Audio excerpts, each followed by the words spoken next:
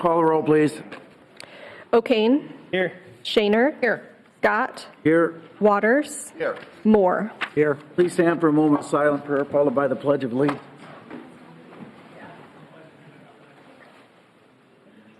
I pledge allegiance to the flag of the United States of America and to the republic for which it stands, one nation, under God, indivisible, with liberty and justice for all. Jamie Bell, Arts Center Board of Trustees. Come on up to the mic, Jamie, and tell us why you want to serve.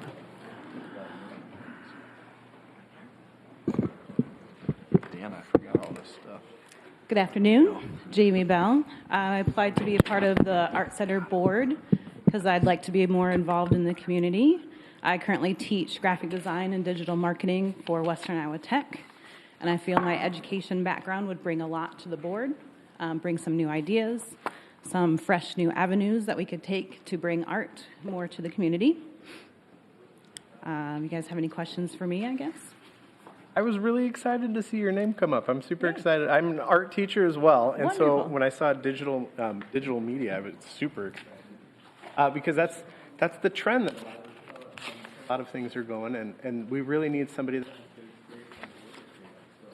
that you'll bring a lot to the. Awesome. I'll include then that I wrote the digital marketing degree for WIT, so I do have a lot of experience with that. I specialize in iPhone work, so if we ever wanted to do iPhone photography courses, teach kids how to be influencers, now you're getting work on YouTube, any of that. All right, type you of already stuff. have support. I don't know if you have. No, I'm just kidding. Don't oversell today. Yeah, right. Thanks for making the application. Thanks, Jamie. Thank you for your Appreciate it. Yep. Anybody else have any questions for me? Good. You're good. We're just Thank you. thankful. Got it Awesome. covered. Thanks, guys. Senior Advisory Committee, Jerry Walker. Why do you want to serve, Jerry? Well, I belonged for about 13 months, and I watched, and I go there almost every day, and I see the different seniors struggling with different things, and I want to help out. I'm an 80-year-old man that wants to be active and try to get the rest of them to be active, just like I am. I must have been very young when I saw you shoot the basketball for East High then. I didn't think we were that far apart, but Yeah, 1960. I was gonna say you're not, all right? well, we're further apart than I was in grade school. I thought I was in junior high when you played, but I must not have 1960, been. I made the last basket against Central so we could continue on with our tournament towards the state tournament. But, That might have been the last time we beat Central too, so. well, we used to play a little bit of softball tournaments together. So. Yeah. I play in 2 golf leagues in the summertime, so I try to stay as active as I can. Yeah, you're a good man. Excellent. Excellent. I'm glad you made the application. You'll add a lot to that Seniors Advisory Committee for sure. Yes, Pat, the director, Yes. suggested that I come and apply for it. Good. Good. So thank you for applying. Thank you very much. Thanks, Jerry. Good to see you. We'll go to the items 3 through 16H, which today is the consent agenda. Consider these to pass unanimously. If you want to speak on an item, please come up to the podium as I read it. State your name and address for the record.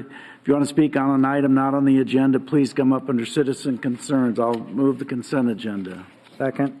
3 is a reading of the City Council minutes of February 13th and 15th, 2023. 4 is a resolution rescinding the adoption of a policy relating to smoking in city vehicles and buildings. I have a couple questions on that one. Janelle, are you here?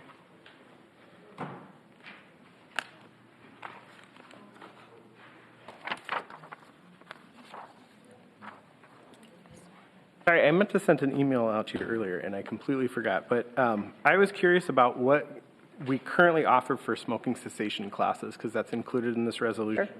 And I was also concerned about the smoking area at the Tyson and whether or not that'd be compliant with state regulations. Janelle Bertrand, Human Resources Director. Let's see, your first question was smoking cessation. Part of our employee assistant program offers those types of services. And in the AP that I will be sending out probably sometime this week, we include the quit line, and our policy always has. In regards to your second question about the Tyson, What was your question again? If it is within the state regulations, because we're essentially rolling back this older regulation from 1992. Right. And that was one location that came to mind where there's a designated smoking area within so many feet of an entrance. And so I wasn't sure if that was within the state regulation or not. The new policy, I worked with this individual, I might butcher the name, from Siouxland District Health, who has reviewed our entire policy and provided language to me to incorporate grounds and buildings. I'm not specifically sure if the Tyson Center is called out in that. I may not have an answer to your question today. Okay. Well, thank you. But Janelle, one more thing. I think when you send out your AP, you need to remind employees that they can't smoke in vehicles, because I don't Right. think everybody adheres to that. I saw your email and I hadn't responded yet. If anything is brought to our attention, we do look into it, and I haven't had anyone, nor has Ross, Okay, received any notice. But yes, we will certainly discuss that. okay. 5 is a motion approving the certified local government 2022 annual report. 6 is a motion acknowledging the Board of Adjustment actions of February 14th. 7 is a resolution accepting a donation from the Bob and Jenny Peterson Foundation Fund of the Siouxland Community Foundation for the IBP Ice Center.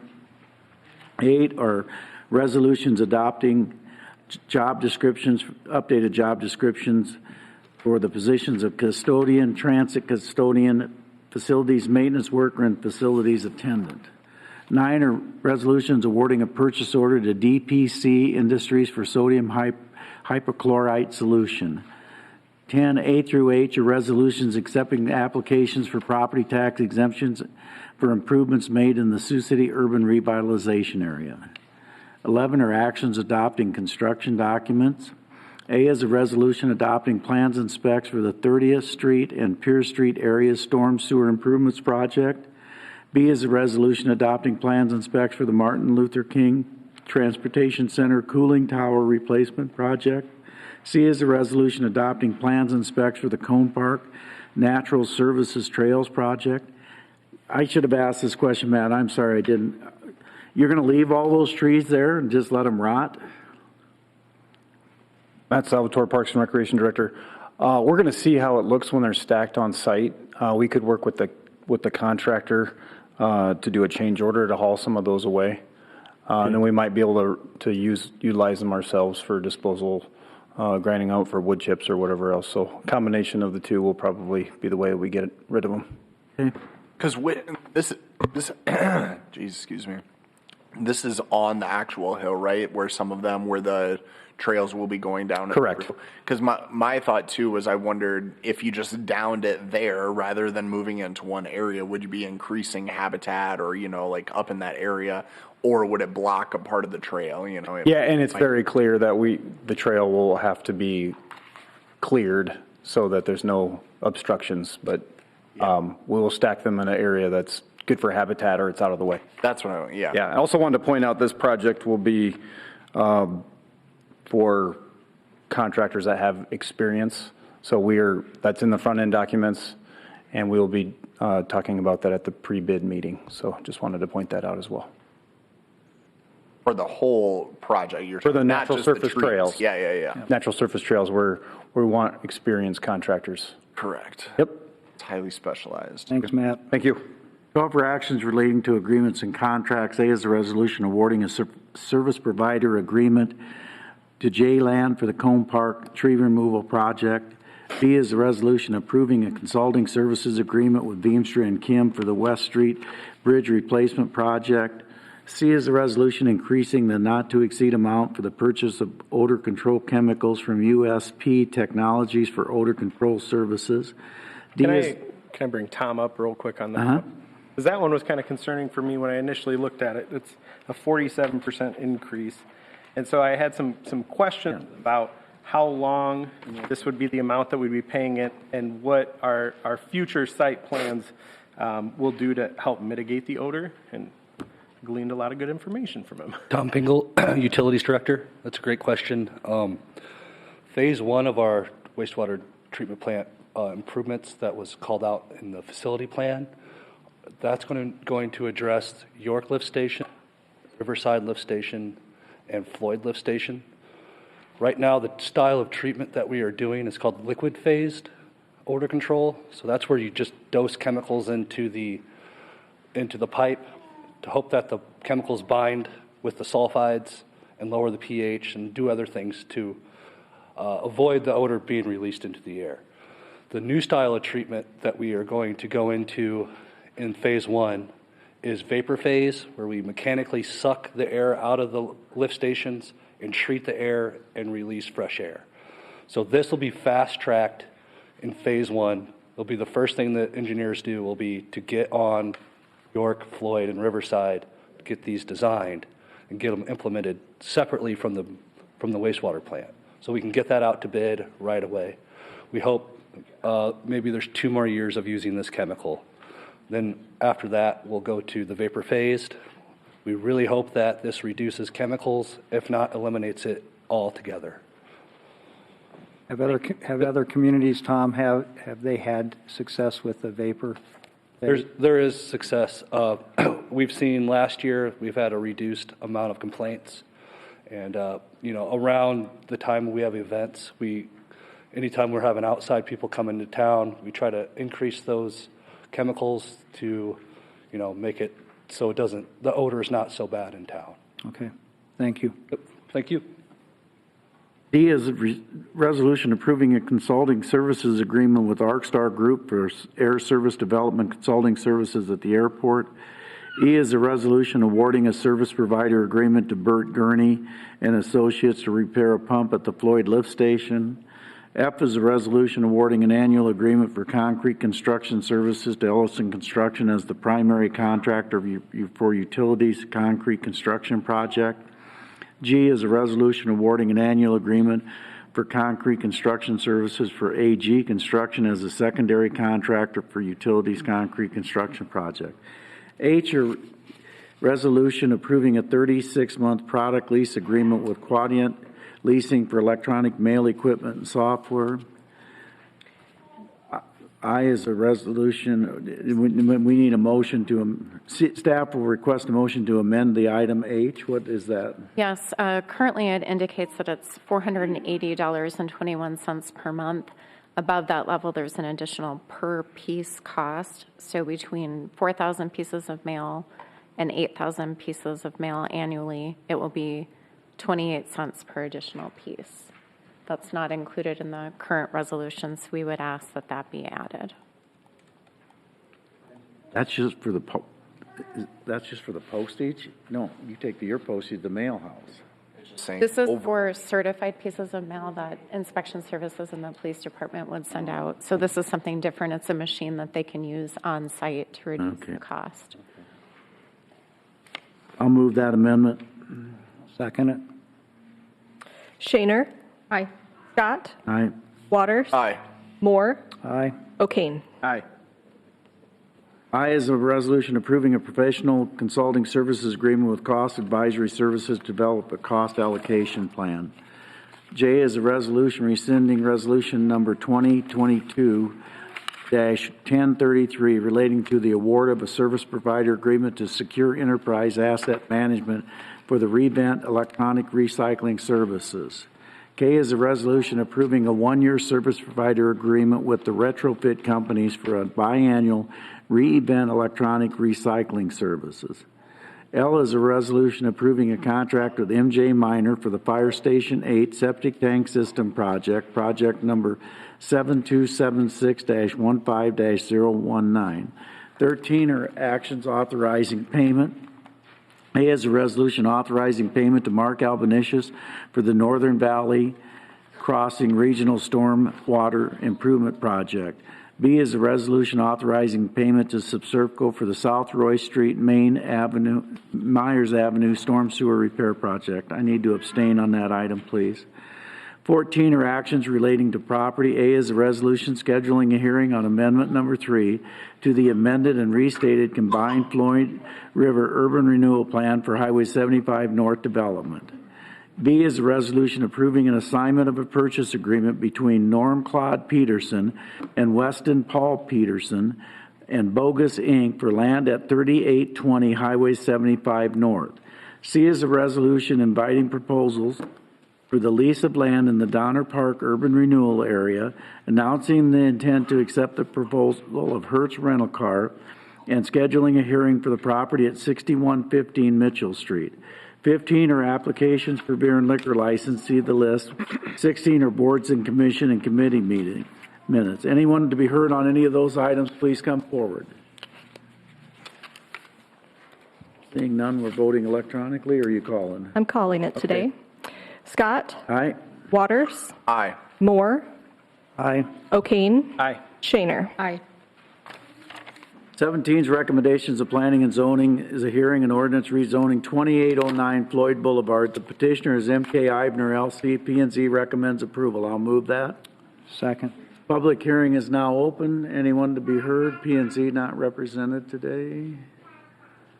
Okay. Anyone to be heard? Seeing none, the hearing is closed. Waters. Aye. Moore. Aye. O'Kane. Aye. Shaner. Aye. Scott. Aye. Anyone opposed to waiving the statutory rule? No. I'll move that. Second. Moore. Aye. O'Kane. Aye.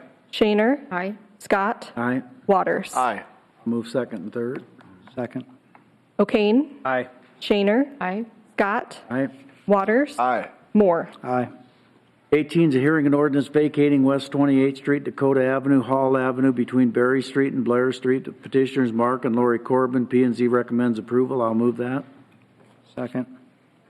Hearing's now open. Anyone to be heard? Seeing none, the hearing is closed. O'Kane. Aye. Shaner. Aye. Scott. Aye. Waters. Aye. Moore. Aye. Anybody opposed to waiving the statutory rule? No. I'll move that. Second. Shaner. Aye. Scott. Aye. Waters. Aye. Moore. Aye. O'Kane. Aye. Move second and third. Second. Scott. Aye. Waters. Aye. Moore. Aye. O'Kane. Aye. Shaner. Aye. 19 is a hearing and ordinance vacating Blair Street between Blair Street adjacent to 2828 Berry Street. The petitioners Mark and Lori Corbin. P&Z recommends approval. I'll move that. Second. Hearing's now open. Anyone to be heard? Seeing none, the hearing is closed. Waters. Aye. Moore. Aye. O'Kane. Aye. Shaner. Aye. Scott. Aye. Anyone opposed to waiving the statutory rule? No. I'll move that. Second. Moore. Aye. O'Kane. Aye. Shaner. Aye. Scott. Aye. Waters. Aye. I'll move second and third. Second. O'Kane. Aye. Shaner. Aye. Scott. Aye. Waters. Aye. Moore. Aye. 20 is a hearing and resolution approving a fiscal year 2023 to 24 maximum property tax dollars. I'll move that. Second. Public hearing is now open. Anyone to be heard? Come to the. Can I say something before you get up? Is that okay? I'm just going to have city staff come up and maybe give a little bit of background or context. I'm going to share with it my side of it and the frustrations that I feel. Because as someone that utilizes social media, sometimes these things just catch like wildfire. And it can be easily the most, this is probably one of the most frustrating things that I've ever dealt with as far as social media and anything that we pass in the city. And my understanding, and this is, Sarah, where I want you to provide background, is just that I understand is we have to publish the maximum that we can possibly charge for a tax levy. That doesn't say we plan or have ever had any intention of raising the levy to that amount. The state of Iowa, the legislature, as the mayor would say, in their infinite wisdom, said that we have to publish a notice to everyone, every social media channel that the city touches, even the Journal, everywhere else. We have to put out a notice that says we could tax at that level if we wanted to. Even though we don't have that intention, the legislature says we have to publish that we could. Is that accurate? To add to that, Sorry. that's based on last year's valuations, and we're using this year's expenses. So that's what it's saying. They're saying if your home was worth $100,000 last year, for example, and this year with inflation and what's going on, it's worth $120,000. That publication is based on last year's value and this year's expenses. So if we were bound to use last year's, because we don't know what this year's are yet, that's how much we would have to raise taxes. Are we on the right path? Sarah Swearingen, Budget Manager. Yes, you are correct. Unfortunately, this is a not to exceed number, so it does appear a lot more inflated than it really is. We did propose a flat tax levy this year at our operating hearing. We are waiting for new values from the state to see where we end up, but we don't anticipate the levy actually moving up much. This is all regulated by the state of Iowa, and you are correct. It does compare this year's expenses with last year's levy. If you looked at this year's expenses using our current values, it's actually a lot less than the 21% that was published, but those are just the guidelines that we have to follow. So at this point, we do not anticipate a tax levy increase at all. To say to anyone listening or anyone in the audience, it may be as clear as mud, but just know this. We have to publish because the state legislature, the people in Des Moines, regulated us that we have to publish it in any of our social medias, that it could go up by that much, but city staff proposed 0 increase. And then we have negotiated and worked on various projects that maybe there will be a slight increase, maybe they won't, and it will be flat. We have yet to determine that, but we have to let people know. So then people get up in arms thinking that we are going to be raising it by 21%, even though we never had that intention. And as I was reading through comments, another couple things that I felt were important to note is that your values are set by the city assessor, which is not the same as the city of Sioux City. Correct. Right. And as your total tax bill, only 41% of that is actually city funded. The schools, the state, the ag extension, Western Iowa Tech, those all play into your total tax bill. So even if the city doesn't raise our levy, that doesn't mean that the other entities won't. Right. So For we're every such a $100 small portion of that overall tax. So for every $100 that we collect, we get $41 of that. The city does.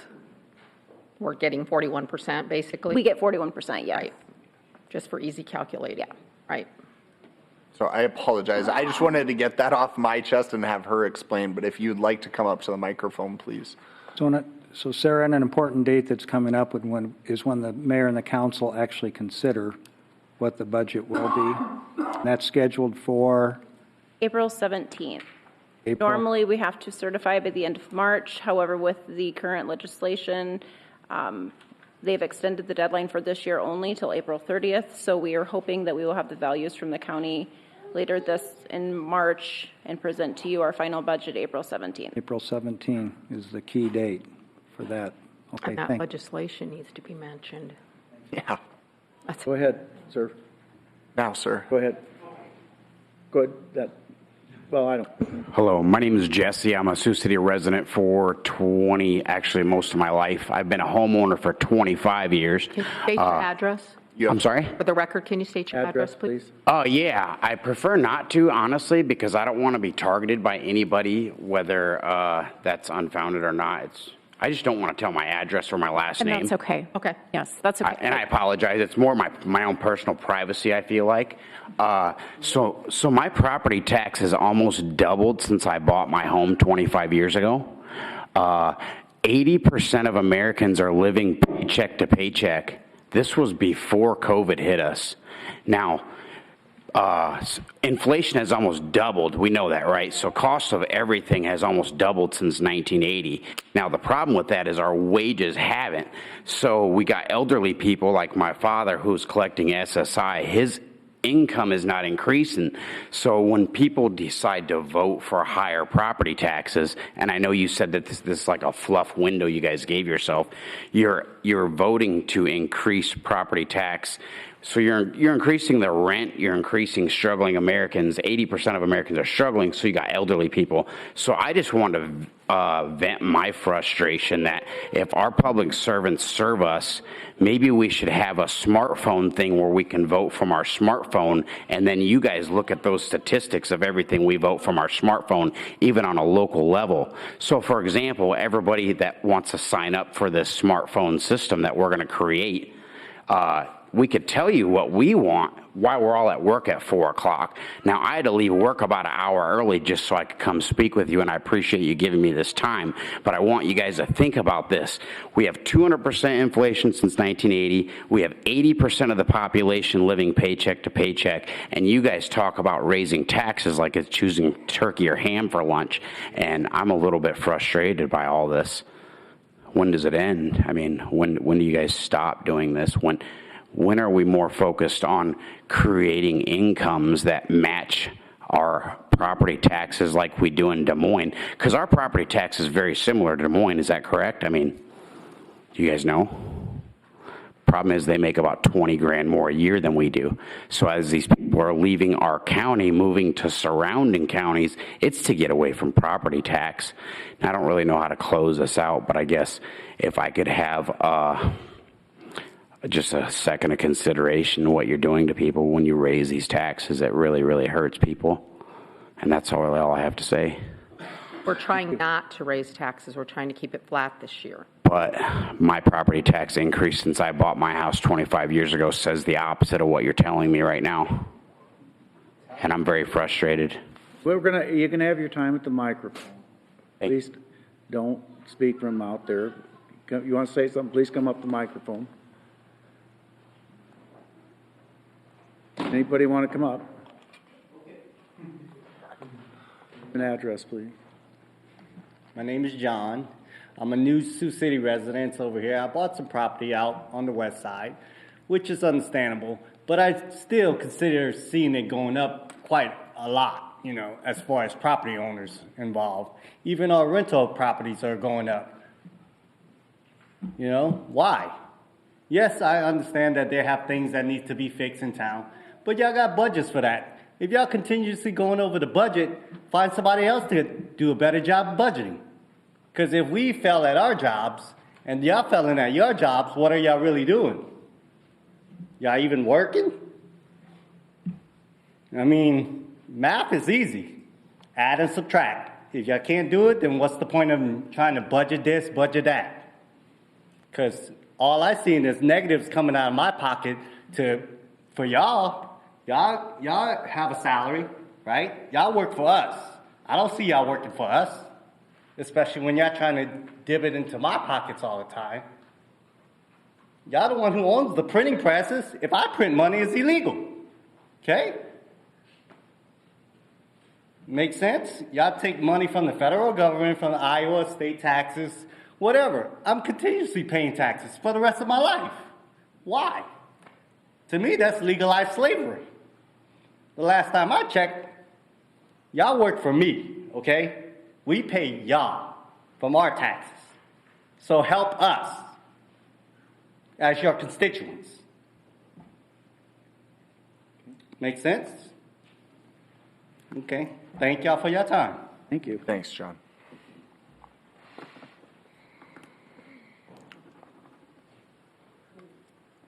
Anyone else?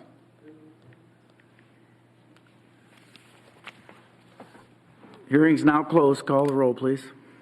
Shaner. Aye. Scott. Aye. Waters. Aye. Moore. Aye. O'Kane. Aye. 21 is a hearing resolution approving plans and specs for Whispering Creek Drive and Castle Gates Drive intersection repaving project. I'll move that. Second. Public hearing is now open. Anyone to be heard?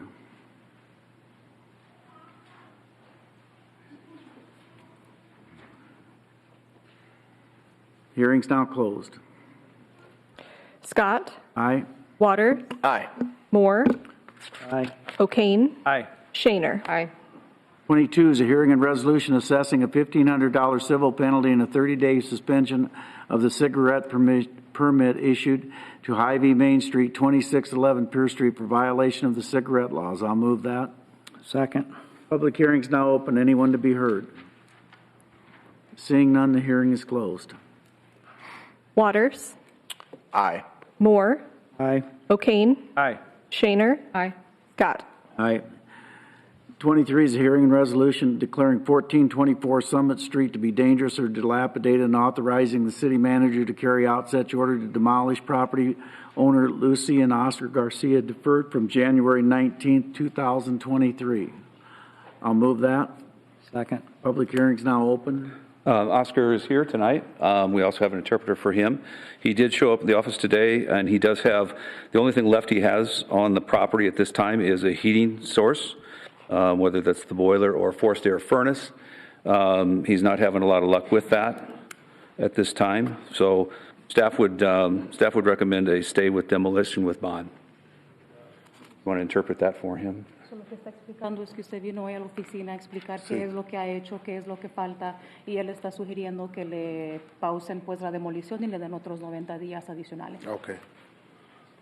Are you still going to try to ask him if he's still going to try to get somebody to do the furnace for him before it actually comes down? 9 o'clock tomorrow morning, he has another company to come look at it and give him an estimate. Okay, so we leave it, but if he gets it done, he just somebody take a permit out, then you lift the red. Yeah, we would work under that You'd have to come to us. under that permit, yes. Well, yes, unless we deleted it from the agenda. Right, no, we're not, yeah, I get where you're at. What's the stay due to the agenda item? Do we have to make a motion for that? Yeah, Did, or didn't I? you moved We moved to demolish. to demolish, so there, Which is what Darrell wants, and he can still stop it if they get somebody tomorrow with the permit, is that right? Yes, because it would work under the permit for that. We can go ahead and proceed to vote to demolish? It's not, I would ask for a stay of demolition with bond.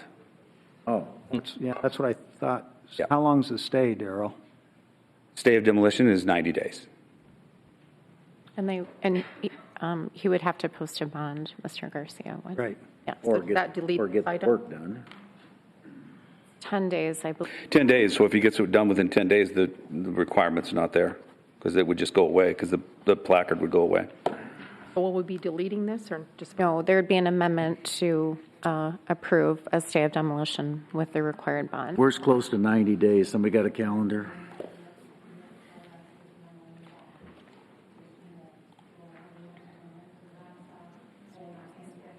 Yes, They're just figuring out what 90 days out would be. but if it's 90 day with bond, then there's no, I don't have to bring it back to council or anything like that.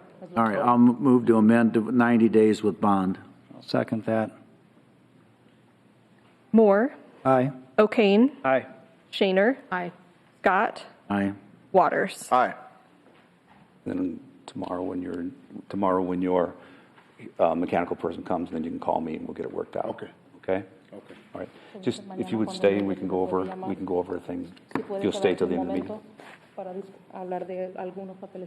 Okay. Okay, see? Okay. ¿Está bien? You hold that and I'll just be back there in just a minute. Got to close the hearing first, though. Yep, thank you. What do you got, Mr. Gingler? Jim Gangler, 1005 20th Street. I was just going to give you guys a little background on that. Is that he thought that he had a contractor, the same guy that did the pressure test on his gas. That plumber said he was going to come back and fix his boiler or replace whatever it needed, but he just didn't show up. And I called him the other day, and they're like, "Oh, we just got busy." But it would have been nice if he would have let this guy know. But as far as the $10,000, I'm pretty sure that if he had to give you guys $10,000 for bond, I'm pretty sure that would wipe out his budget for his heating system. Well, let's not assume anything until we make sure that he can't get it done. Maybe he can get it done in that 10 days, so. So he has 10 days to get his heating system Yeah. running, or Yeah. it automatically proceeds to demolition, right? No, it automatically proceeds, and he may have to post a $10,000 bond. He's got 90 days. Okay. So it's not going to demolition for 90 days. Oh, Okay? Hearing's now closed on the regular motion. As amended. As amended, yeah. O'Kane, Aye. Shaner, Aye. Scott, Aye. Waters, Aye. Moore. Aye. 24 is a hearing and resolution declaring 1421 Dace Avenue to be dangerous or dilapidated and authorizing the city manager to carry out such order to demolish property owner Ron Hummel deferred from January 19, 2023. I'll move that. Second. Hearing's now open. Anyone want to be heard? Mr. Hummel called me this afternoon. We had a long discussion. He's in the process of soliciting demolition bids, and he's going to demolish the structure on his own. So at this time, I would like to recommend demolition on this property in case it falls through. Hearing's now open. Anyone to be heard? Daryl, it's always shocking to me how a lot of times it seems that right in the nick of time or right the day of, council people come. Yeah, usually right before hearings and right before the meeting is when I hear. Yeah. I looked at that property on behalf of Mr. Hummel, and I discovered siding that's been missing for decades. Studs are deteriorated. It's without going inside of it. I know that the interior would have to be completely gutted. There's absolutely nothing salvageable. That the Cattleman Bar, its source of life was the stockyards. When the stockyards were tore down, that was the end. It would be better off that if it was just added to the green space. But I did, go look at it for him. But there's just nothing to save. Okay, thank you. Hearing open. Anyone else to be heard? Seeing none, the hearing is closed. Shaner. Aye. Scott. Aye. Waters. Aye. Moore. Aye. O'Kane. Aye. 25 is a hearing and resolution declaring 1307 West 6th Street to be dangerous or dilapidated and authorizing the city manager to carry out such order to demolish. Property owner is Fur Honda LLC. Deferred from January 19, 2023. I'll move to demolish. Second. Staff at this time would recommend a 90-day stay of demolition. Mr. Gingler has been in and made application for permits. We need a couple pieces of information yet to be able to issue that permit for him. The gas pressure test has been completed. Electrical, he has out for bids at this time. Once the electrical has been reestablished as a working, possible working, then the furnace that's in there can be certified and gas can be turned on for that. So staff at this time would recommend a 90-day stay of demolition with bond. First, I got to open the hearing. The hearing's now open. Sorry. I'll move to defer for 90 days. Second. My daughter's been, she just wanted to skip the bidding process and put an electrician to work right away because when a month ago, temperatures were a factor on masonry work. But now, as spring is apparently moving in pretty fast, that's not such a factor. Work has resumed. There's a couple of guys working the house every day now, finishing what was started, which is complete removal of all lath and plaster so that all like knob and tube, any lead, galvanized, cast iron, old gas piping, all that has to come out. And but the electrical bids is in, but I don't know if it's been let yet, but if it's not, it will be by 8 o'clock tomorrow. And this guy said he can start immediately. So once that's done, and the permits, I added like sheeting for the roof and take the chimney down below the roof line, and everything that was on my wish list is going to be added permit. So I'm real happy. So we just want to get it done fast. Thanks, Jim. Move to amend the motion to allow a 90-day stay of demolition. I'll second that. With bond, yeah. With bond, sorry. She doesn't have 10,000.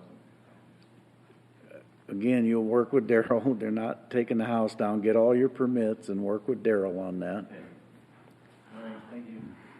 Scott. Thank you. Aye. Waters. Aye. Moore. Aye. O'Kane. Aye. Shaner. Aye.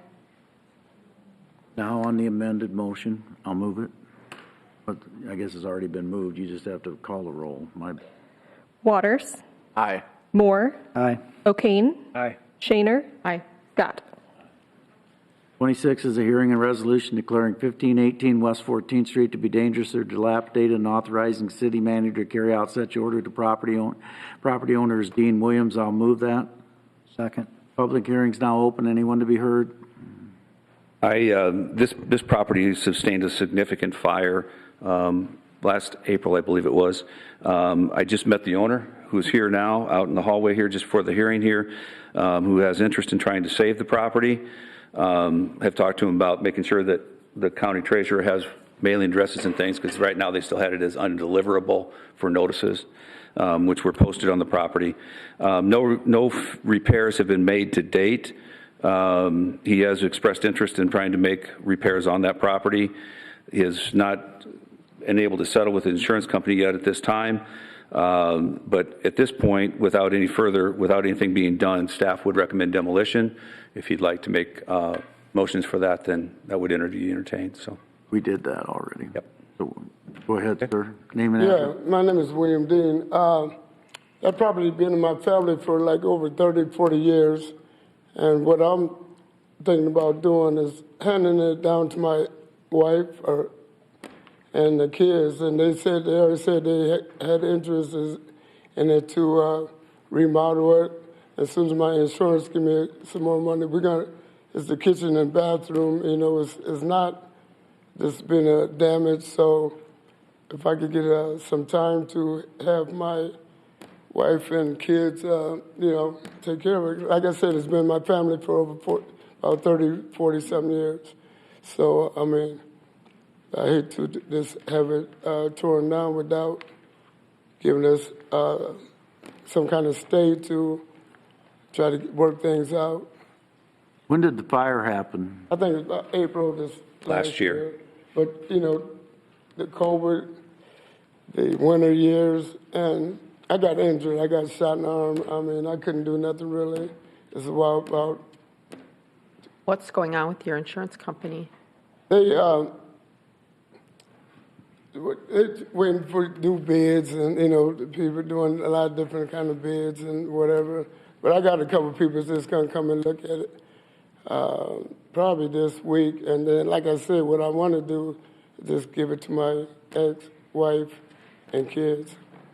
Yeah, you know what I mean? But you do have confirmation that the insurance company, your policy is going to pay for the damages so that you have the funds to get it repaired? No, not right at this time. They told me it's gonna be about 40,000. But if I get a little stay, I know a lot of people that will come in there and do some kind of work to it. So, yeah, I just need some time, to get them to start at least putting some effort in doing it to it. I mean, fixing it up. Can I speak now? Yep. Right to the podium there if you'd like. Hi, my name is Rochelle. I'm William's ex-wife, mother of 4 adult children. I've raised my kids in this home, so it has a lot of sentimental value, and my kids do want to get involved and try and get this house together, keep it in the family. So I'm asking for you to make a continuation so that we can get this fixed. Yeah, like she said, it's been in the family for over about 30-some years. So, I'm just asking for a little time to start getting something. Move all this stuff out. Probably have to do, a lot of stilts of work in the inside. Yeah, something like that. But yeah, it's nothing that's leaking or it's not. I just got a new roof on there for about 4 months. About 3 years ago, I just got a new roof on there. Got new windows put in. So, it's not, getting ready to fall down and nothing. That's what I'm saying. It's not getting ready to fall down and nothing like that. So, like I said, it's been my family, and I just asked for a little extension so I could try to get some kind of work, done. What's your recommendation, Daryl? With this being the first time I've met the owner of the property, we have had zero communication at this point. So I think in an effort to try to give him enough time to get through the insurance companies and things like that, I know it's a scary thought, but I would still say demolition and bring it back once the plans are in order, because if you give X number of days for him to do that, then we're on a deadline to execute those orders as the council is directed. If it's ordered as demolished, we can still hold that in line. As you know, we bring these back all the time to council. Off the last council placard hearing, 6 of those properties I've had phone calls on already that were ordered demolished, and I would say at least 3, if not 4 of those you'll see very soon in front of you to rescind that demolition order and give an extension of time to work. But I don't too much. Does that make sense? Yeah, I understand what he's saying, but you got to understand what I'm saying. He's talking about demolition.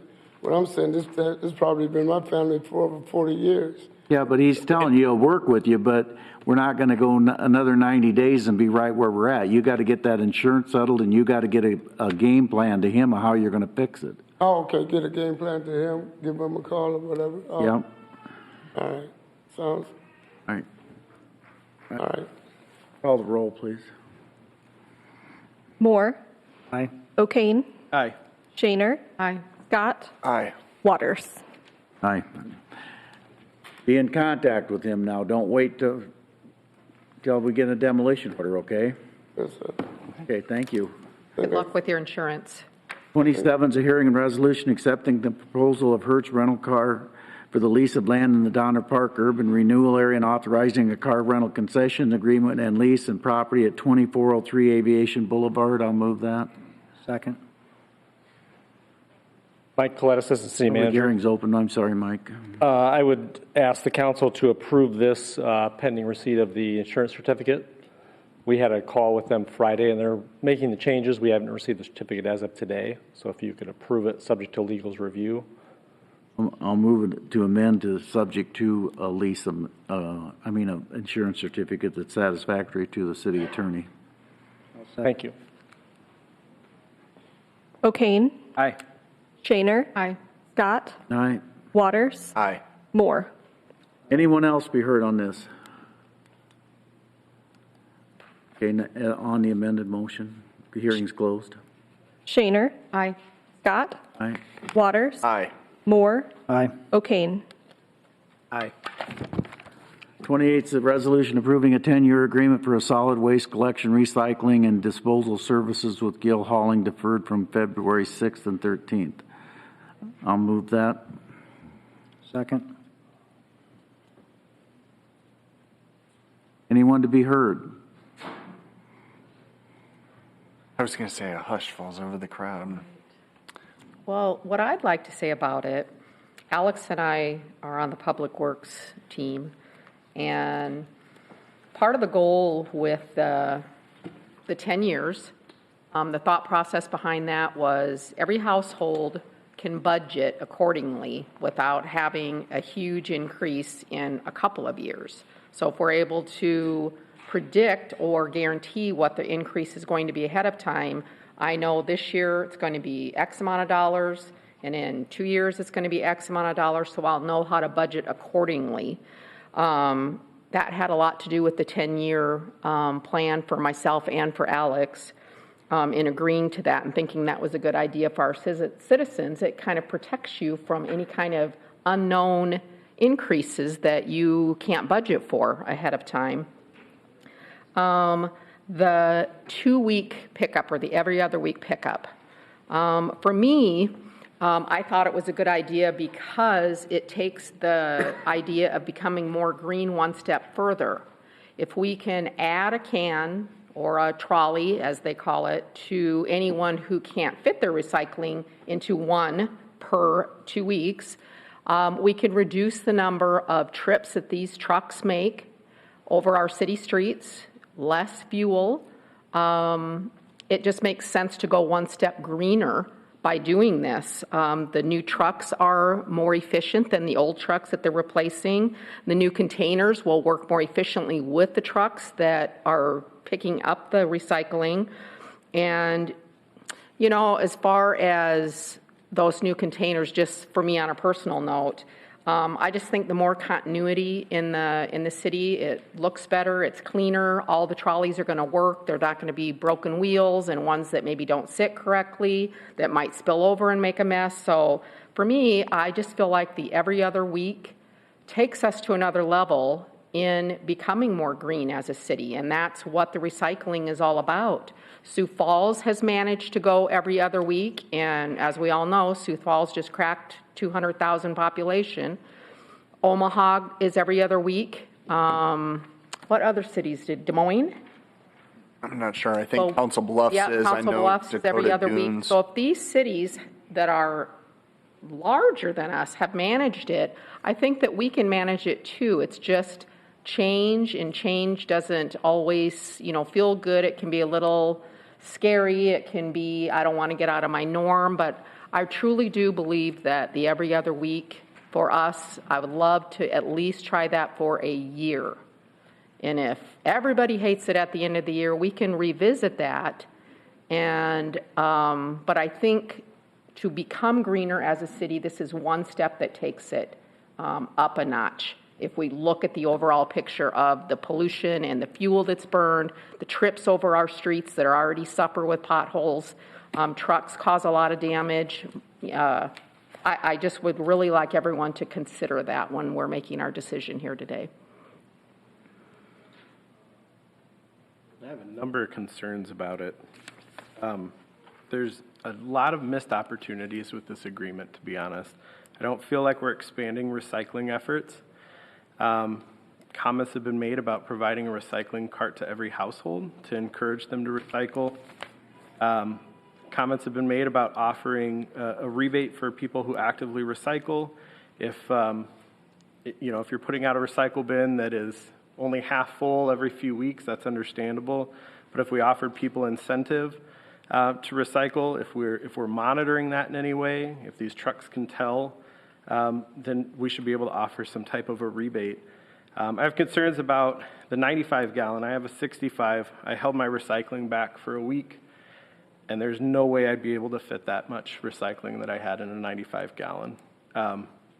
If I could take it to one of these dumpsters that we're going to have around town, that'd be understandable. But I think one of the biggest concerns was who's going to police those? Who's going to police these dumpsters?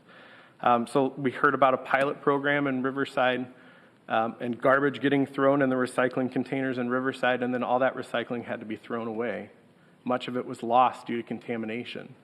So who's going to police these giant dumpsters to make sure that just recycling is going into them, that there's no contamination in those, and those don't end up in the landfill? I think there's a lot of holes in this that I'm concerned about, frankly. I think I understand some of your concerns, I guess. And yeah, if you want to come up, do you think, I guess my question just with some of those concerns, do you think when you held back your recycling, if you had a whole nother container, it would have fit or would have worked? If I had a second 65-gallon container, if I had two 65-gallon containers, I'm sure it probably would have fit. But that would have taken some persuasion still. It currently does. And then the other... Go ahead. Well, no, the only other question, because I understand that side of it too, that you have to call, you have to ask, like I get that. The other question I had was, and I don't know, maybe he can speak to this a little bit too. I think we should try to do more recycling in our downtown. I've heard about that, or I've heard of that from industry partners and businesses, but also residents that live downtown. They wish they had that option. And I, too, worry about contamination. It's very frustrating. But surely, you look at the Commerce Building and some of those others, you're not going to be able to give individual recycling bins to every person. And so, where they'll be able to pick those up, so you kind of have to go to that larger scale, type of. So I unless you have a different option proposed, I don't know what other communities do, if there are other proposals where you don't have to have a large bin, where the risk of contamination is mitigated. I think we're looking at a different kind of a door to put the recycling into, so people just can't take a whole, big bag of, something that's going to contaminate the whole load. Is going to deter against doing that. So, I mean, it's not going to stop it 100%, but I think it's going to help. Yeah, Sean McDowell, Gilholling. To speak specifically to the first meeting we had with the downtown partners for the pilot program for the commingled downtown, we discussed using approximately eight cubic yard dumpsters, modifying them, painting them a different color, with doing a wrap on the front in English and Spanish to try to really educate the community so they know exactly what goes on there. Taking a look at the glass boxes, those have historically done really well. The benefit of operating the convenience centers when we take that load there, if we were to see a couch or drywall or wood or something that's typically not allowed in the stream, we do have the opportunity to pull that out of the load while not contaminating the rest of the load commercially. So we can mitigate that a little bit by what we physically see at the convenience center. Now, people are going to sneak in glass and other things that are going to be broken in there that is eventually going to get pulled out of the stream when it goes to the processor. But we can't physically police what the folks put in there. We can just try to, through our partnership with the downtown partners, try to educate the best we can. There was a dumpster downtown. Wasn't it outside of your office, Dan? That somebody broke into and there was trash all over. Yes, Just within this last. in the alleyway. It's very common, unfortunately. Busted it open and So if we have spread the garbage. we have these big containers that are meant for recycling, and we have no way to police it or no way to monitor it, how do we prevent people from just throwing garbage in there to be jerks? Kind of like Julie said, we plan on modifying the dumpsters a little bit to put slides on the side where you're not going to be able to fit a 4x4 post or a sheet of drywall or something, a couch that's not designated to go in there. It's going to take community involvement. And my idea is the folks who want to recycle, we're not going to be putting these in an alley somewhere. These are going to be in high visibility locations in conjunction with the downtown partners. They've already started talking about, or to the property owners, about finding the 8 locations to where we think we will get the best participation relative to where those high density populations are. Not pushed up against a building or in an alley somewhere to have them out of sight, but we want to have them painted and decorated so it brings attention to them so people utilize them. Correct. Just like the glass ones, I guess. Right. I don't know, Matthew. I mean, I think it's a good point, and I hate when things get contaminated like that too, and then you have to trash them. Like, that's not what we'd want. I just don't know what the alternative is. I mean, the alternative in my mind isn't to say, well, it risks contamination and people are going to be jerks and they're going to throw trash in there, so we might as well not do it. And we got a report from Vans back. I checked with Vans in between meetings, talked to Scott over there. He said the Sioux City recycle that we take there is less than 2% contamination. So when you think about that, the folks who are recycling are doing a really good job. It's just getting more people to do it. And like we said, this is a no added cost benefit to the contract. So through public education, in the first year, if we're putting out, going from 15,000 carts to 18,000, while doing the community partners deal downtown in conjunction with the steel and the tire take-back event, we can really start moving the needle, I think. So if we were to add something like you supply a recycling cart to every house and put a sticker on it of the things that can be recycled. So our plan is when we go in and we modify the carts or buy new equipment for a city, they're going to be standard carts, right? You're going to have a forest green trash cart with a forest green lid. Your recycle cart's going to be the same cart, but with a yellow lid with embossed instructions on the top of exactly what can and can't go in there, English and Spanish. Would you supply one willingly to every house in Siouxland? It's included in this right now. I would have to go back. Right now they have to request one though, don't they? Yes, correct. So, but proactively, would we supply one to every house to encourage people to recycle? If that's something you all want to take a look at, I can get some guidance on that. You're talking an additional 11,000-ish carts, probably. I mean, we'd be willing to do that. I just have to see what the cost associated with it is. At $60 a cart, that's an additional $660,000, $700,000 in capital. We pay extra for the pink ones now? No. You're dumping my nice pink card, huh? But we're what, I'm sorry? Dumping my nice pink Getting card. rid of the pink card. Exchanging it. Nice uniform look. Well, pink is a nice uniform. The only concern I would have with that, Matthew, is if folks don't want to recycle and they run out of space in their garbage cart, where do you think the extra trash is going to go? So that's what we call. And then if they wheel that out, and then it's that gets put into the rest of the recycling, load. because that's just it. I mean, I've received emails where there are definitely some citizens in this community that have no interest in recycling, and I would rather they not, contaminate an entire load that's dumped into the recycling, out of spite, just because you brought the can here. Some people don't feel like they have room for two. I think we'd pay extra. I think that, I don't think that's asking too much for citizens to request the recycling bin. Because that's the spirit behind it. You're exactly right, because if folks want to call in, great, we're happy to provide you with one, because that means they're going to want to recycle. Right. Correct me if I'm wrong, but isn't the contract before us for residential? Yes, correct. So all of the talk about downtown partners or going to other parts of the community for commercial? So the downtown That's a partners, separate- the downtown partners is part of this. We agreed to put that in as an added benefit. The Parks and Rec is a separate contract that I believe is on the agenda for next week. What about other parts, areas of the community? I don't follow what Well, specifically. like down the Leeds area, the Morningside area, that have commercial properties. That would not be included in this, correct? For recycling? I'm sorry, Roger. with For recycling, yeah. Environmental Services. Basically, we were able to put this downtown recycling plan on because of our comp plan, our comprehensive plan, to increase recycling and reduce solid waste. So that's where this has been placed for our solid waste contract. Well, and I think the intention too was, or at least where I was coming from, was we have so many new additional residents in our downtown, or at least residences. Right, it's to help, with the high density residential, the apartments, the 5+ units, condos, those types of things.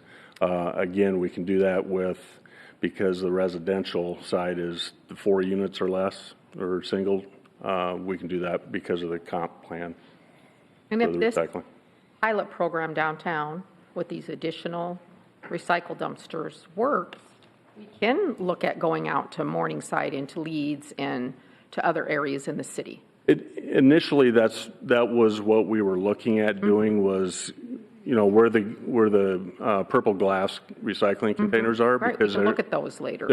they're going out there and they're bringing their glass. They're going to get their groceries, kind of like a one-stop shop type thing. Right. But the direction given recently was to hit the downtown high density. So Hey, Roger, did you work for Gil when we got the pink carts?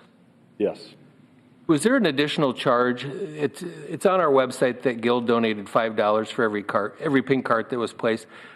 Was that charge passed on to residents? Or was that was a Gil donation? That was a Gil donation. That's what I thought.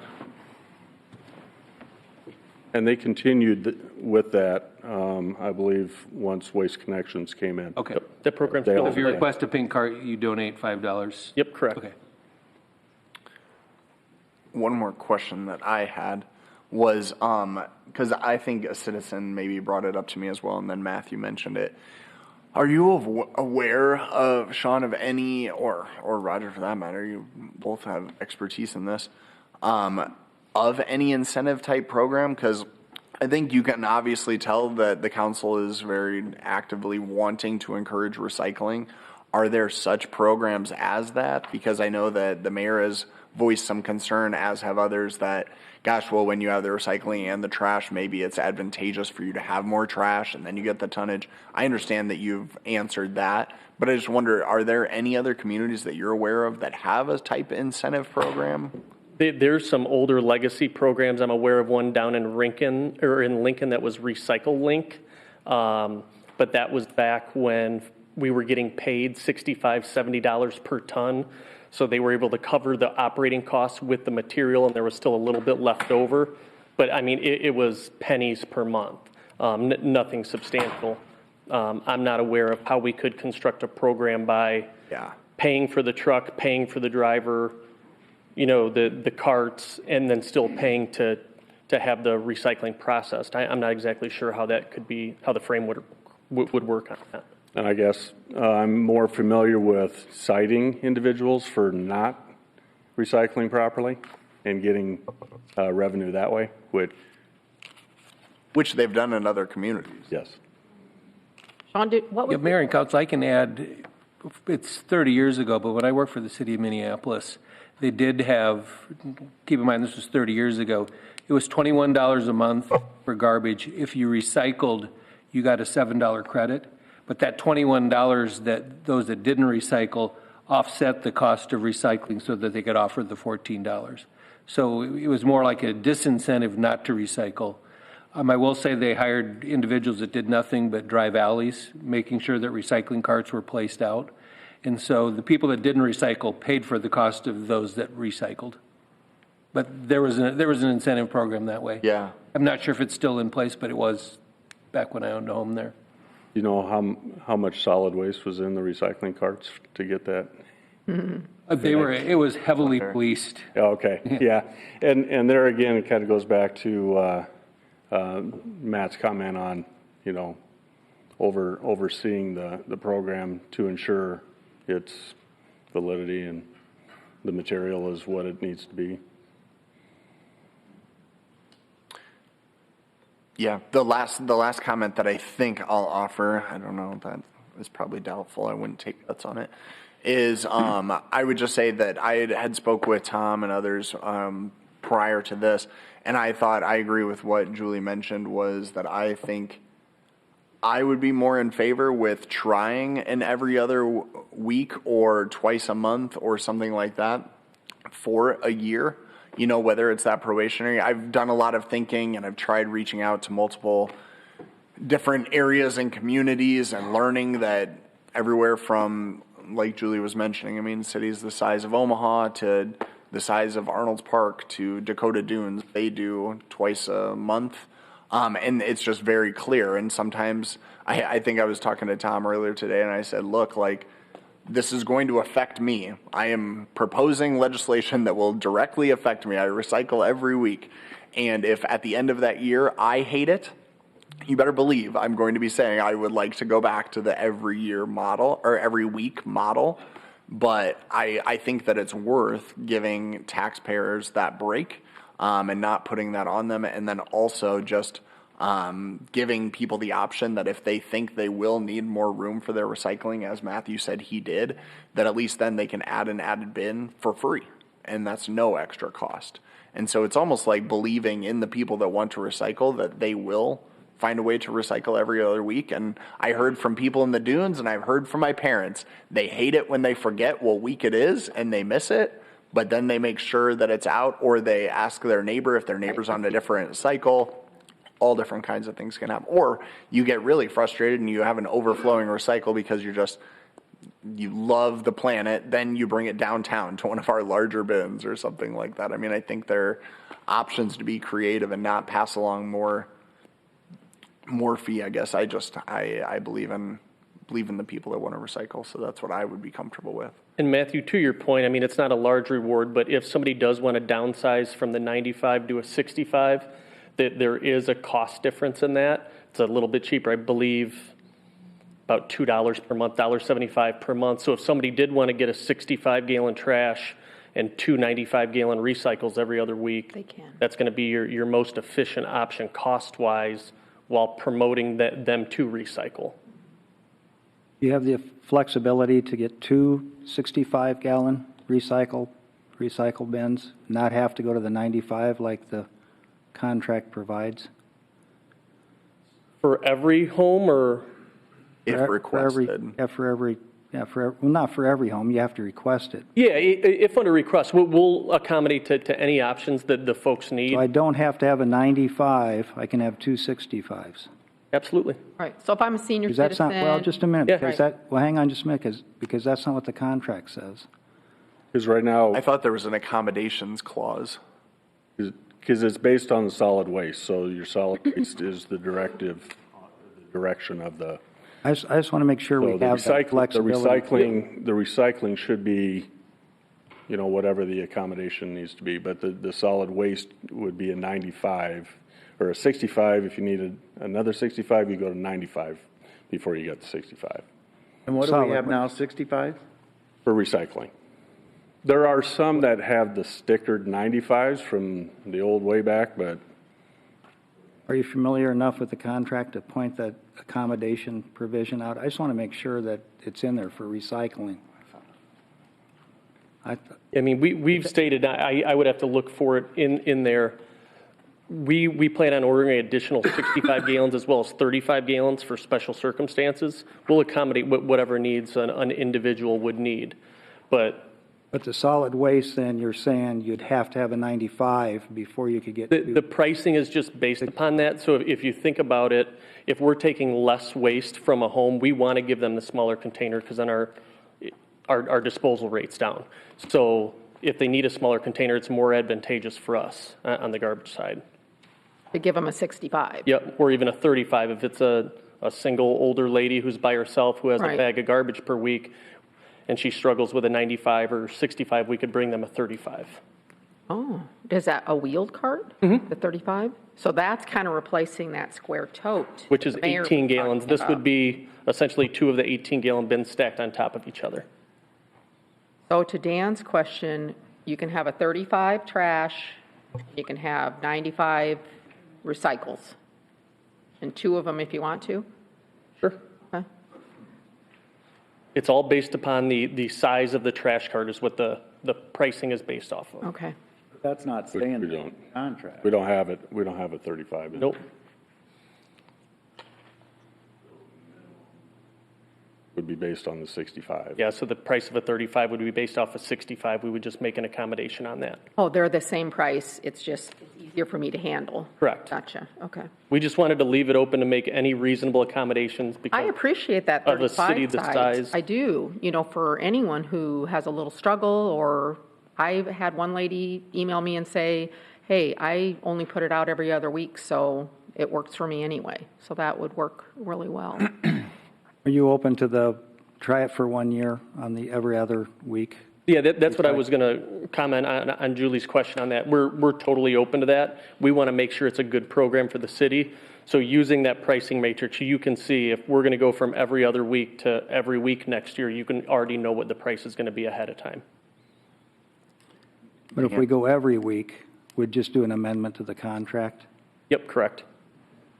I mean, because for me, I can't speak for all citizens, but for me, if it's out of sight, it's out of mind. And I think we're going to really have to step up our marketing efforts for recycling. Because I think every other week will be detrimental or could hurt that whole recycling program. And are you able to help us track that? That was the other part of it, like a trial period. Obviously, we'll know if people are frustrated or miss it. Like we'll get those emails undoubtedly. But I guess The mayor can you? will. Yeah. Yeah, I mean, we've got 2 dedicated customer service reps that just handle the calls. But no, I guess I didn't know if, because I think the one thing that Dan's worried about people not recycling. Are you talking about monthly tonnage reports? Yeah, that's what I wondered. Yeah, was that type of thing. track If that you already? see, well, gosh, our numbers of what people are recycling fell off dramatically. We track that, and we then I would provided the rather go last back 4 years for trash and recycle. Oh, wonderful. And Dan, the other thing I was going to say is I read an accommodations clause, if you would, as it was Article 21A3. A contractor shall provide assistance to elderly or disabled citizens. An application which is attached shall be used to qualify a residence for or special disability service. Once the resident has completed the application, the contractor will review and approve or disapprove the application in an appropriate and timely manner. Approved applications shall immediately be added to the roll active special disability service customers. The contractor shall immediately notify the director of all service additions and or denials. The contractor shall include the reasons for any denial of service. That's kind of what I was understanding, that it's like, well, if I called and said, I really need the lighter one or the smaller one or 2 of those, because that's what I can manage more, that then I would just submit that request and you would approve or deny, is the way Didn't I that apply to any citizen, though? Why do you have to prove that you're a senior like I am or disabled? We didn't provide that language that was in there. We can modify that language. Could you? And just because we would want to make if it there was for any any accommodation, Right. anyone. We just typically deem that, whether it's this contract or anywhere else, we service a reasonable accommodation for a customer. Yeah, because maybe they have thank you for that. an inability for some other reason or something, yeah. It's no different than if you've got a commercial container sitting in a parking lot that we don't have to move, or if we have to go wheel one down from an alley. It's a reasonable accommodation to provide the service. And Roger's probably right on the solid waste, but if I find that provision that I remember, I'll call one of you and just say, that's what I was thinking, where you had to have a 95 before you could go to a 65. No, so we plan on doing if this is approved, doing a 2-month period to where if you don't call, you're going to get what you already have as your base level. But we're going to open up by phone, email, advertise on TV and the radio, that 2-month window of March through April to proactively, if you want to change your service level, let us know now. So when we deploy the new carts, you get what you want to start. That's a good idea, because I have a 65 now, and I fill it every week, so I'll probably need to go to the 95 if I'm doing... Because we don't want to pay somebody, a team to come in, deploy the carts, and then have to come switch them out again. Right. Is there anyone to be heard? I think the idea of collecting garbage every other week is great, and it would be recycling, just so you know. it's just recycling? Garbage would be every week. And I didn't know until just now that my problem is that my recycle bin's full and my garbage can has one bag in the bottom of it, and my recycle bin is small and my garbage can is big. But you're saying that I can call and get a large recycle bin and I'm getting by now because I grabbed my daughters from 1307 West 6, but I can get a large recycle bin. Yeah, absolutely. And I can save money by renting a smaller garbage can. Correct. Okay, thank you. Anyone else? Any other questions? Oh, I did have one more. I'm sorry. Somebody had mentioned the arm, when they use the arm, that garbage tends to fly out of the bin. And several people have commented that their bins have been broken because of the arm. From what I understand, a lot of that has to do with the age of these bins. And then I believe the newer ones are going to be a little bit sturdier. Is that correct? True. So the problem with these older carts, specifically the AmeriCarts, the older burgundy ones you see, automated trucks weren't around when those were manufactured. So those were blown molded. They're very thin plastic. They've worn holes. They weren't developed and designed to be gripped around, flown up and down. Now they have reinforced wheels, reinforced lids with a thicker body. And unfortunately, we do lose garbage sometimes. It's up to us to try to be a good contractor and pick it up when we do. But yes, the new trucks with the new carts will be more effective and cleanlier for litter control. There is an important positioning of the carts for when those automateds use that. Because if they're backwards on the curb, then the lid, when they go to, the lid will catch some of the trash and flip it back out. So And they they're should 6 feet apart, right? Your cans are supposed Ideally, yeah. Well, yeah. But they're never You're not going to get. They never Not going to get that in this. I do it every day, every Monday. Yeah, away from mailboxes and cars, and give them space to get them. Yeah, do the best that individuals can, but there's a variety of different criteria that play a role in that. But yeah, Which way is the way they're supposed to face? the handles towards your home and the open hand towards towards the the street. It actually tells you on the lid. I'm sure but it does. it's My husband It'll be the makes same arrows. color. Ow! This way The towards same the color as street. the lid. Yeah. I was going to say, I would make sure that's very visible as well. Yes. Hey, Sean, I did find that provision. It's in, on the recycling container under What article is it? I'm sorry. back on Article 21, subparagraph C, subparagraph Roman numeral number 1. A resident with a 65-gallon container must first move to a 95-gallon container before an additional container will be provided. It's on page 10 of the contract.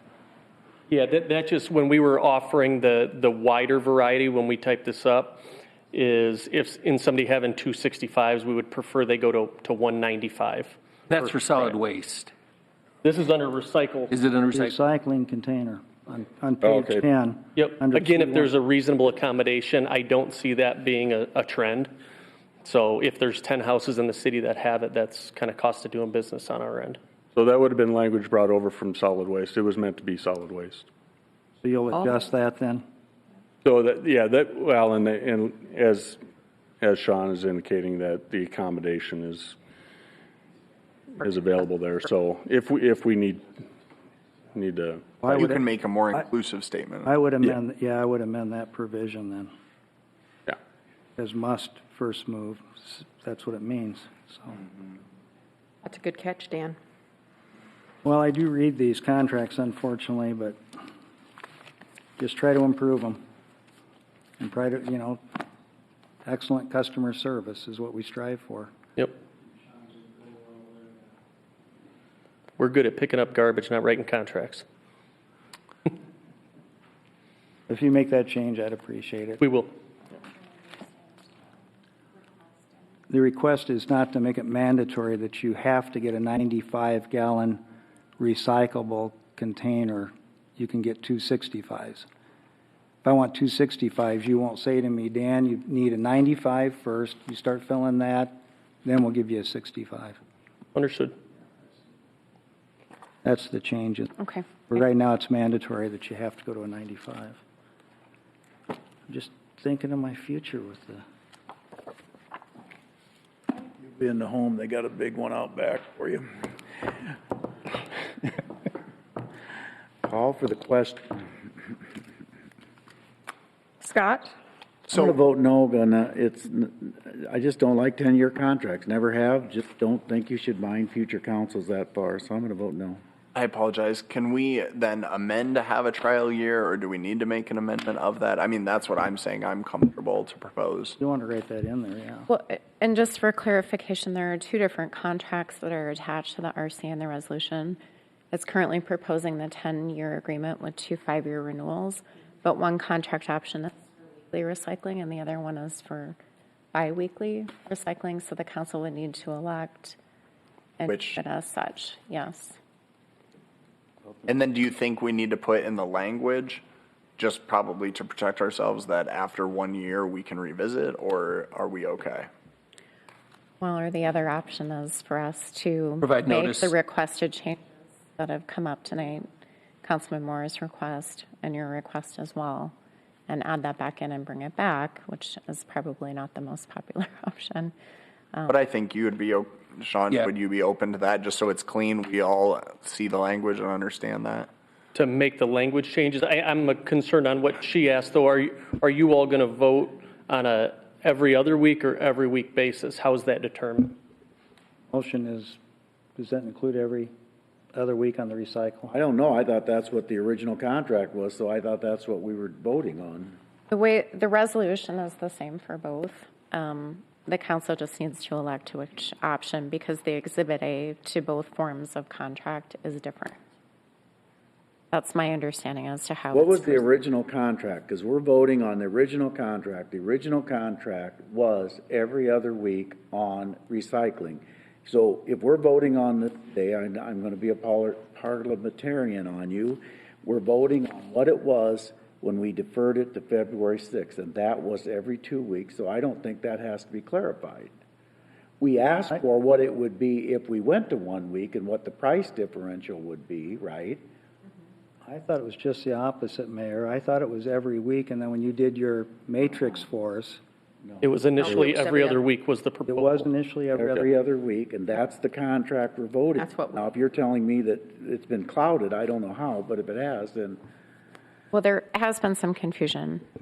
Last week, council requested both contracts to be put in front of you today. But we're voting on the contract. That was deferred. I know a little bit about what we're voting on here. I agreed. But somebody has to make a motion to amend the original, or the original one that was here that we started with is what we're voting on. I would agree with the mayor. I'm slightly confused because this process has taken a bit. I understand that. But somebody Yes. has to move it to change it. Otherwise, it is what it's, the resolution speaks for itself. Which is silent as to, the mayor is right, it's silent as to whether it's weekly or biweekly, but yes, it was presented originally biweekly. Right. Correct. It's biweekly, so if you want other stuff in there, make your motions to amend. Otherwise, by the time we get done with Green Valley, dinner's going to be cold. So And then the last option that Nicole was just proposing is, now that we know the changes that we want into the contract, if we could just give it a 1 week deferral to at least make all of these changes, and then we're just voting on it. Why can't, okay. Okay, I don't care. We can I don't vote know why today you then. can't amend the contract. It's pretty, you're not asking for major changes Right. in the contract. Nicole, could they do the amendments and then direct me to sign the contract subject to the amendments? So that could be approved today and, Most of the time, if it's directed for you to negotiate that, we bring back the final form of the contract for approval. We've done that with development agreements. this wouldn't be to negotiate, this would be to me to verify that the amendments were made and not sign it until then. I'm fine voting on it. If, I'm too. I'm fine voting on it if Or- we just or we want to defer to include we- those. And Or if the motion is made, just so we understand, I mean, Make a motion. I think there's only 2 changes that have been requested. So, I mean, it's. That's why I was thinking maybe that would be a quicker way. I'll make a motion to amend the 2 changes. One is the not making it mandatory for a 95-gallon recycle bin. And the other one being at the end of the first year, we'll reevaluate the biweekly pickup on the recycling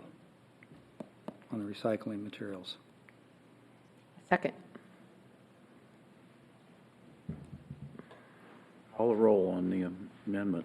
Scott, No, I don't care, no. Waters, Aye. Moore, Aye? O'Kane, Aye. Shaner. Aye. Now on the motion as amended. Waters, Aye. Moore, Aye. O'Kane, Aye. Shaner, Aye. Scott. No. Thanks, John. Thank Thanks, you. Roger. Thanks, Tom. Green Valley?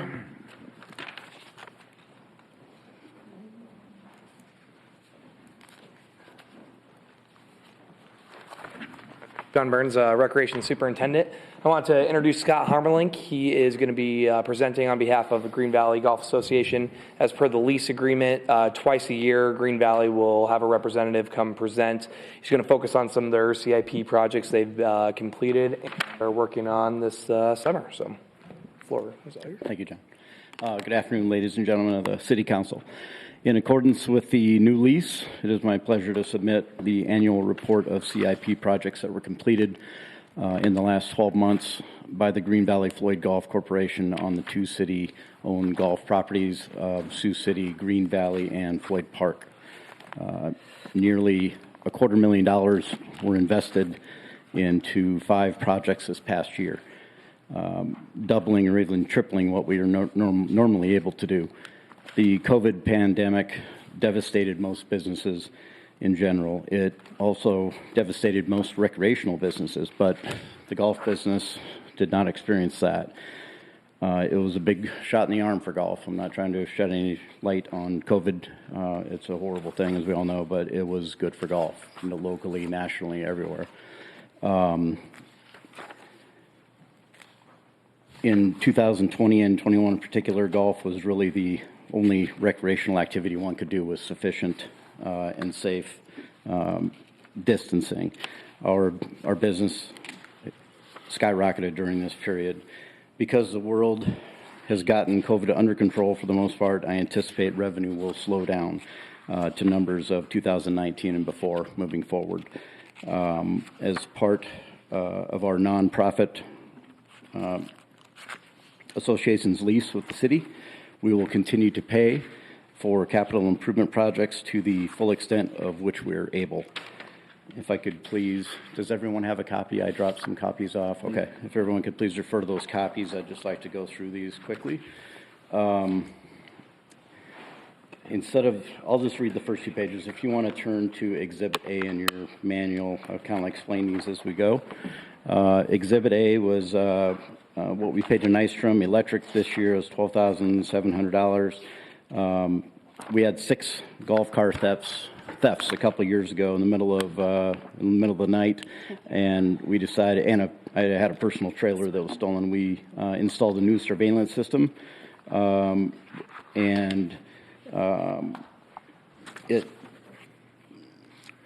cameras will view everything in the maintenance areas, but also all the city-owned property as well.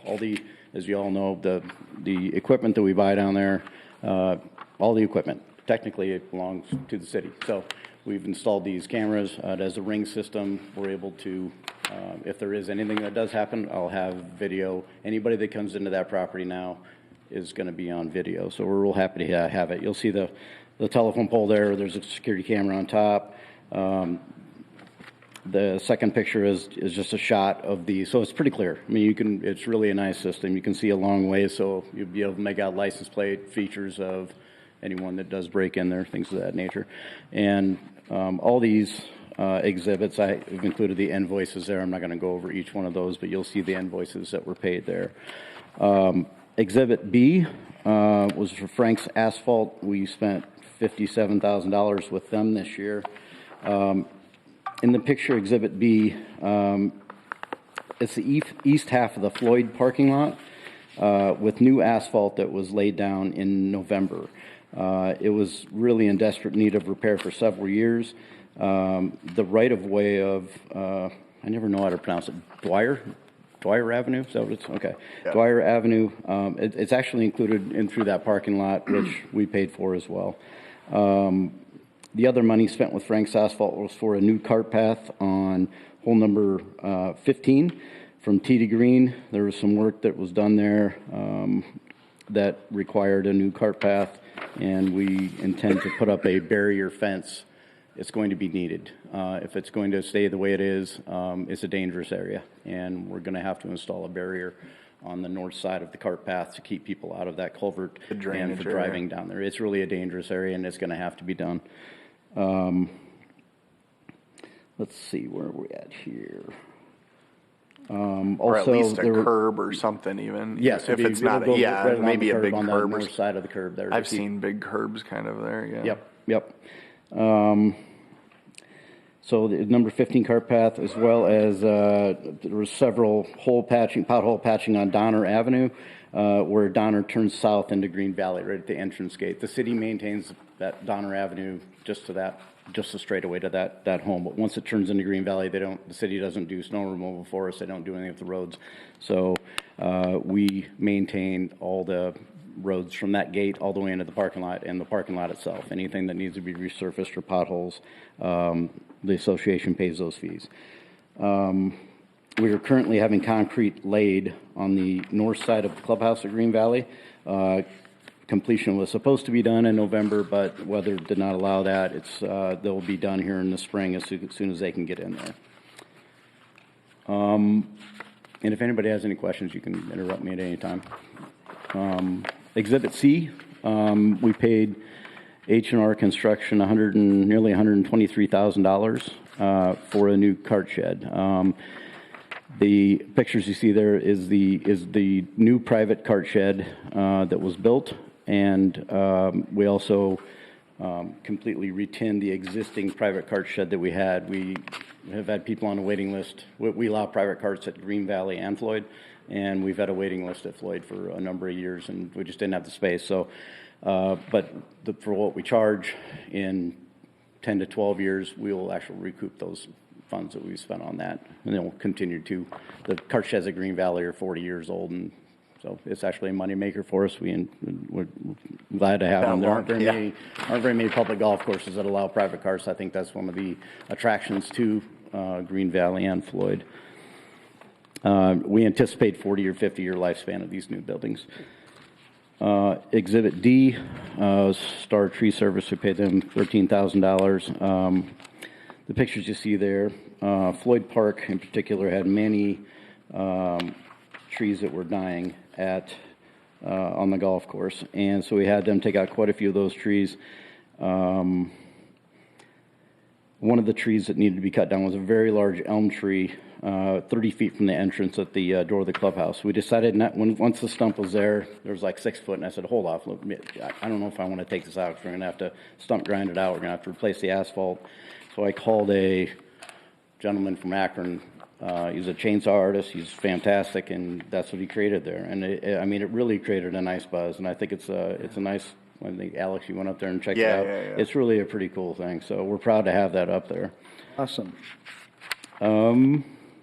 And lastly, Exhibit E, Dermott Construction, paid them $19,000. This past spring, we hired them to install new flooring, toilets, sinks, faucets, urinals, and countertops in the 4 bathrooms at Green Valley.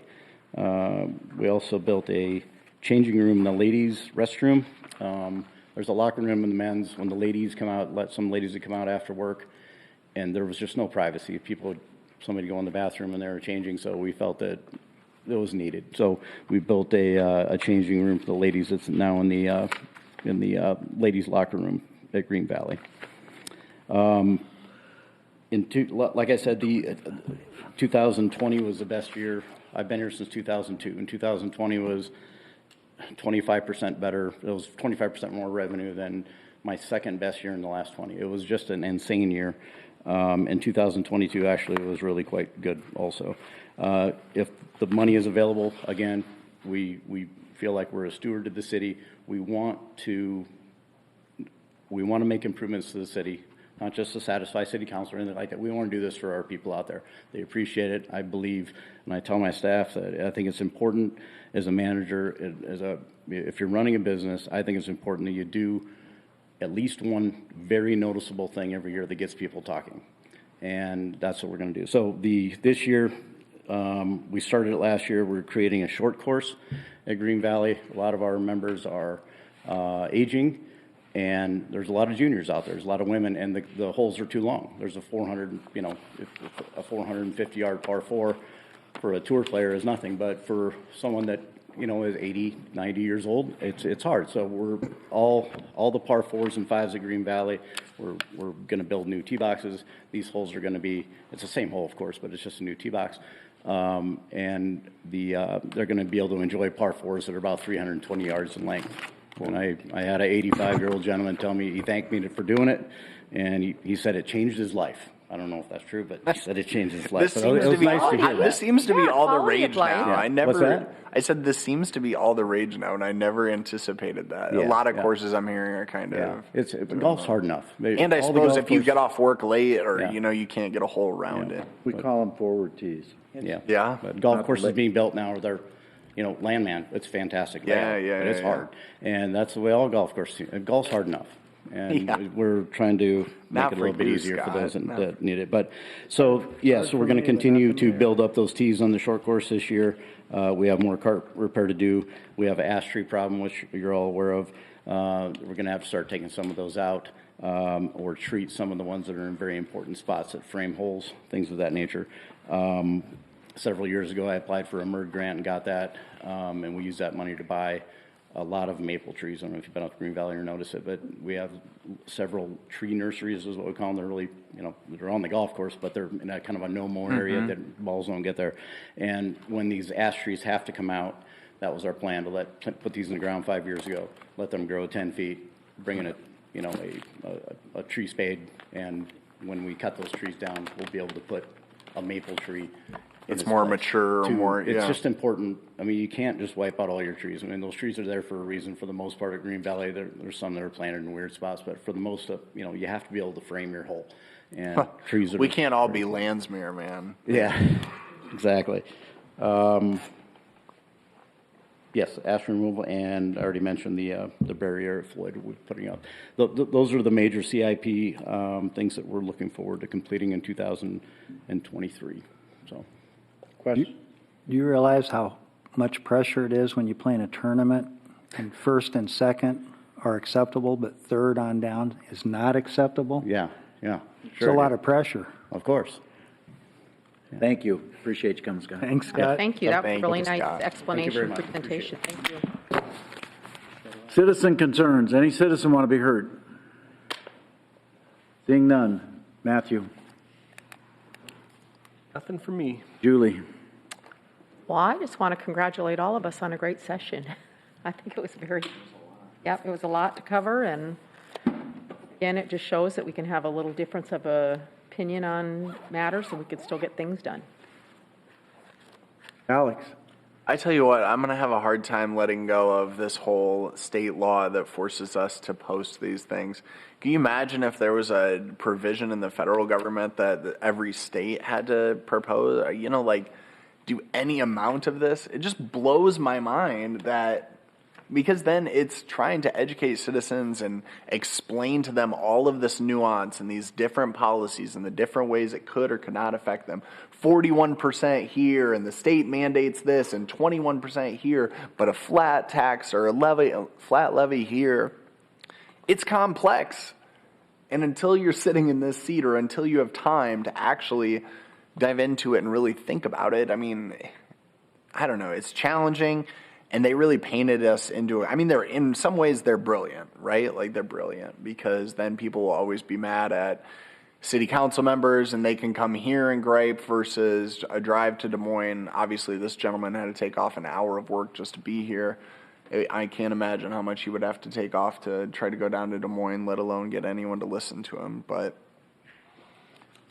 I don't know. I hope our communications team, I hope our news resources, I hope our finance department, I hope all of those individuals can work cohesively to try to put out a coherent, understandable message of why we have to do that, that oftentimes we have no intention of raising or adjusting a levy to that level, but our hands are tied, and it's really unfortunate, and it's, I don't know if fear-mongering is the right word, but it's very unfortunate and gets people very nervous, and that's too bad.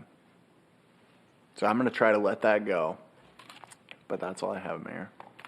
They'll just do something next week to irritate us, so go ahead, Dan. Nothing further. I move we adjourn. Second. Moore, Aye. O'Kane, Aye. Shaner, Aye. Scott, Aye. Waters. Thanks, everybody. Move to do her again.